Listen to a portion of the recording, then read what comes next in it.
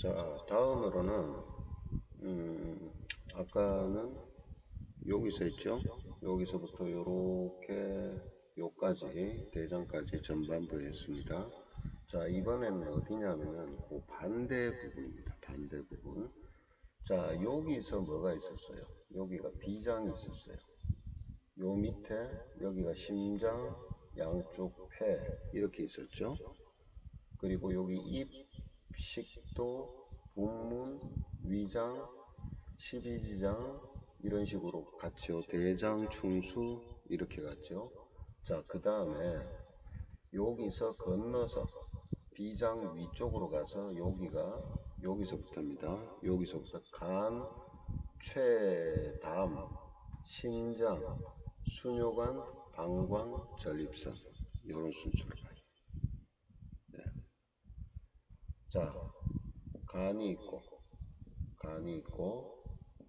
그 다음에 여기에 쓸개가 붙어 있고, 그죠? 요 뒤쪽에 뭐가 있냐? 여기서 약간 밑으로 내려와서 여기에 콩팥이 있어요. 이렇게.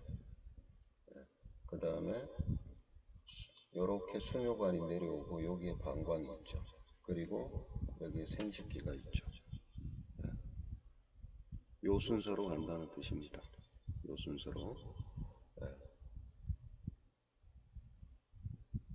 여기가 전립선인데 남자는 있고 여자는 없잖아요. 전립선이. 그죠? 네. 어쨌든 간에 이런 식으로 되어 있습니다. 그래서 여기가 간점, 췌담, 신장, 수뇨관, 방광, 전립선 이렇게 되어 있는데 사람들이 궁금해하는 게 있어요. 뭐냐면 요 부분 있죠. 경계 부분. 이 부분을 단면으로 보자고요. 이렇게 되어 있습니다. 쉽게 말하면 여기가 바닥이라면 여기는 이런 식으로 이렇게 되어 있죠. 그러면 어느 점이냐? 어느 점이냐? 네. 어느 구역에 붙여야 되느냐? 뭐를 하더라도 여기가 간점인데 여기에 면한 바닥이냐 아니면은 여기 벽 부분이냐 이 소리예요. 이 부분이냐 이 부분이냐. 네. 요 라인은 거의 여기에 붙어 있는 벽 부분이라고 보시면 됩니다. 벽 부분. 네, 벽 부분. 자, 여기가 간점입니다. 여기. 네, 바닥이 아니고 벽이라는 소리입니다. 네, 그걸 참고하셔야 돼요. 네. 그러니까 나중에 가면은 뭐를 붙여놨는데 거기가 아니고 그 밑에 붙여놓은 경우도 있고 위에 붙여놓은 경우도 있고 이래요. 예, 근데 여기는 이렇게 벽 부분이다라는 것을 인식하고 요걸 보셔야 됩니다. 요거를. 예, 여기도 마찬가지예요. 여기도 바닥과 벽하고 그 사이 거의 이제 벽 요렇게 돼 있다면은 볼록하게 나왔다면 요 부분이다 이렇게 생각을 하시면 됩니다. 자, 실제로 요계통 요렇게 이루어져 있는데 간, 췌, 당, 신장 이렇게 돼 있는데 그러면 여기에 췌장하고 담하고 같이 있느냐? 이거는 임상을 해 보셔야 돼요. 해보면 어떠냐면요. 이 간하고 담이라고 췌담이라고 할 수가 없어요. 여기는 췌장은 맞는데 요 사이에 췌장하고 간하고 사이가 담점으로 도는 것이 오히려 더 맞습니다. 해보면. 지금 제가 이거 이제 그냥 인터넷에 있는 것들을 쭉 이렇게 취합해서 이렇게 하는데요. 많이 달라요. 어떤 부분은 막 없는 것도 있고 어떤 부분에는 또 그 자리가 조금씩 다르고 하는데 거의 유사하게 맞기 때문에 제가 지금 설명해 드리는 겁니다. 그러니까 간점은 정확히 맞아요. 예. 근데 여기 최담 이렇게 돼 있거든. 그 자리는 췌장 자리라고 보세요.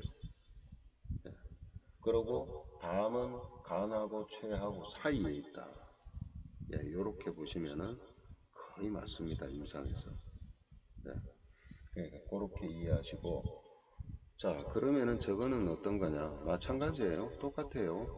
예, 간에 문제가 있다든가, 췌장에 문제가 있다든가, 설계에 문제가 있다든가 그러면은 기본적으로 그것을 병원 치료를 한다든가 아니면 한의원에서 침을 맞는다든가 뭐 이런 걸 하시면서 본인이 꾸준하게 그 자리를 이어나가면 되는 겁니다. 신장 마찬가지입니다.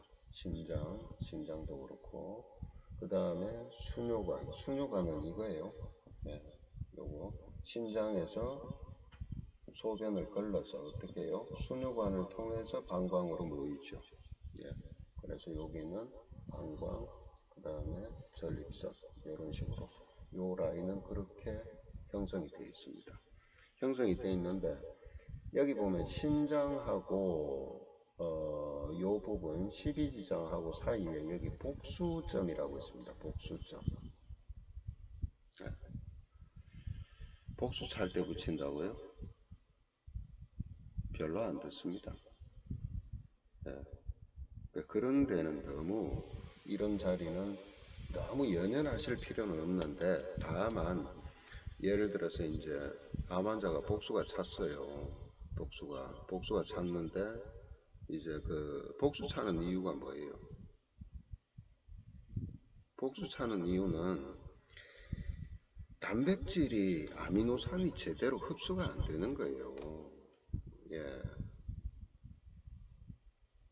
그 아미노산이라는 것은 입자가 영양 물질 중에 가장 굵거든요. 가장 커요. 그런 것들이 수분을 어느 정도 흡수를 해줘야 되는 것이죠. 그죠? 근데 이제 말기 암 환자 되거나 이렇게 되면은 영양 흡수가 됩니까? 영양 대사도 안 되는데 잘. 예. 그러다 보니까 악액질이라 그래서 그런 아미노산들이 막 그냥 복강 내에 막 쌓여버린 겁니다. 어쨌든 그런 문제들이 종합적으로 일어나는 건데 저 자리가 그런 걸 조절한다고요? 그렇지는 않아요. 다만 이뇨 기능을 좀 더 도와줘서 복수 찬데 좀 더 도움을 준다 이렇게 생각하셔야 돼요. 네? 네, 절대로 복수점으로 돼 있으니까 복수 찬데는 저런 거 쓰면 될 것이다. 그런 생각하시면 안 됩니다. 네. 자, 그러니까 이런 점들은 또 쓸 일이 크게 있나요? 예, 어쨌든 간에 그렇다라는 정도만 알아두시면 됩니다. 자, 요 편에서는 제가 뭐를 첨언을 해드리고 싶냐면은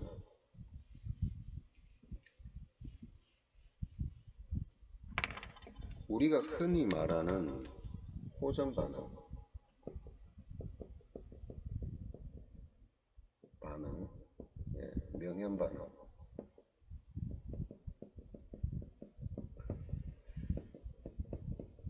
이 침을 하시면요, 이걸 많이 겪습니다.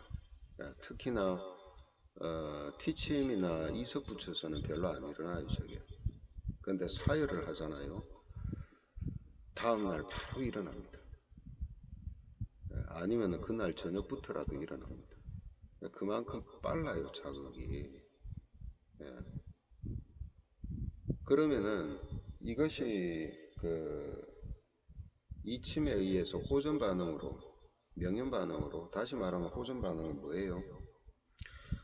뭔가가 안 좋은 상태에서 좋기 위한 상태로 가기 위해서 중간에서 겪는 하나의 과정이죠. 호전 반응의 개념을 바로 이해를 하고 계셔야 됩니다. 자, 사람은 꾸준하게 이렇게 세월 속에서 어떻게 돼요? 점차 순환이 잘 안 되는 상태로 오지요. 그러면 이 상태에 적응을 하게 돼요. 몸은 그렇습니다. 몸은 항상 그 상황에 적응하도록 세팅이 되어 있어요. 이게 작동을 합니다. 몸 스스로가. 불편하지만은 그 상태에 최적화하려고 몸은 계속 시도를 해요. 예. 그러다가 어떤 계기를 탁 줘서 이것이 순환이 급격하게 일어나잖아요. 일어나면은 여태까지 순환이 안 되는 상태에 적응돼 있던 게 또 이 상태에 또 새롭게 적응을 해야 될 거 아닙니까? 적응을. 그죠? 그럴 때 일어나는 몸의 혼돈 상태와 같은 겁니다. 그러면은 이 호전 반응이 일어나면은 그 호전 반응이란 이것이 호전 반응이냐 아니면은 부작용이냐 이게 가려져야죠. 호전 반응이라는 것은요, 그 하고 있는 행위를 딱 중지하면요, 길면은 3일, 일주일, 아무리 길어도 일주일 안 넘어갑니다. 예, 짧게는 하루, 예, 그 시간이 딱 지나면은 원 상태대로 돌아가요. 이게 호전 반응이에요. 근데 부작용은 지속적으로 이어지는 겁니다. 그 상황들이, 안 좋은 상황들이. 그러면서 점점 더 심해가요. 호전 반응은 처음에는 굉장히 몸살이 나듯이 막 그냥 하다가 점점점 줄어들면서 그 행위를 안 하고 있으면 그냥 깨끗하게 없어져 버리는 겁니다. 우선은 이 차이부터 알고 있어야 돼요. 예. 그러니까 이걸 배워가지고 본인 스스로가 뭘 하든가 가족들한테 뭘 하다가 이런 현상이 안 일어난다고 일어납니다. 예. 그럴 때 당황하기도 하고 그렇게 하지 오해받기도 하고. 예. 그러니까 충분하게 이런 상태를 본인 스스로가 인지를 하고 있고요. 이런 호전 반응에 대한 개념을 충분하게 이해를 할 수 있도록 또 얘기할 수도 있어야 돼요. 그러니까 이게 순환이 갑작스럽게 확 되는 경우가 많습니다. 이침은. 네, 다른 것들도 있죠. 그래서 뭐 채침 맞는 사람들, 이런 사람들 이런 얘기하죠. 침몸살. 그죠? 네. 이것도 호전 반응이죠. 예, 그렇지만은 침을 맞고도 호전 반응으로 침몸살 하는 수도 있고요. 경근병이라 그래가지고 지나치게 무리하게 해가지고 예, 일어나는 부작용도 있습니다. 예, 그것도 뭐 무작정 뭐 호전 반응이다 그렇게 얘기하면 안 돼요. 예. 그렇다면 이런 호전 반응이 잘 일어나는 사람들이 어떤 사람들이냐면요, 너무 허약한 사람들이 많아요. 예. 너무 허약한 사람들한테 뭐 강하게 사회를 한다든가 막 티침을 도배를 한다든가 그러면 당연히 그런 일이 일어나는 겁니다. 그런 사람들일수록 차근히 차근히 조금씩 해서 늘려가야 되는데 그렇게 하지를 못하고 막 그냥 욕심껏 했다가 그냥 병원에 실려가도 별게 없어요. 응급실에 가서 수액 한 방 맞고 나오면 끝이에요.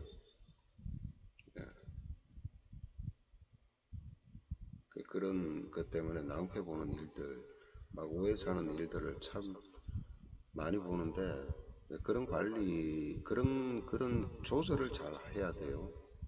조절을요.